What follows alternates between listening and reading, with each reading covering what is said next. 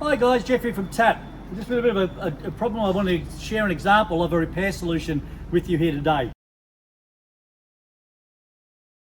Here's a 2010 Toyota Yaris with the 1.32 NZ FE motor. But in this particular case, it came into a workshop, one of our good members' workshops, one of our technical team workshops, for regular service and front brakes. After they'd done that job, the customer was coming back saying the brakes were feeling really funny and they were locking up at different instances. They took it for a bit of a run, checked the different things, checked everything over, and it ended up being a wheel speed sensor in the rear of the car. It had a bad connection to the sensor, so it was working sometimes, and then at other times would drop out to a point where, you know, the car didn't know what was happening with it, allowing that wheel basically to lock up. So some good graphs which we'll bring up from the actual repair solution, which was diagnosed by Gil Schurer of Automotive, and again it worked out that it was a right rear wheel speed sensor that was faulty. So nothing to do with the brake job that they did on the front, but just that sort of thing when we're working on cars.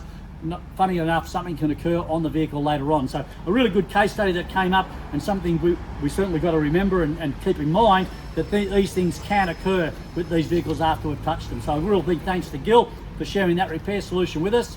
Don't forget, if you remember, you want to access those repair solutions, 6,000 plus of them now on the website, go to tap.net.au and click on and get on and check those ones, or even use Tech Tina to find them for you. Ask her, give her the make and model, etc., and she'll be able to extract those repair solutions for you very, very quickly and easily for you to be able to read them. If you're not a member, you'd like to get access to all this information, 20 years of data and stuff we've been collecting, go to tap.net.au, click up on the Join Up Now button, or sign up for the 7-day free trial.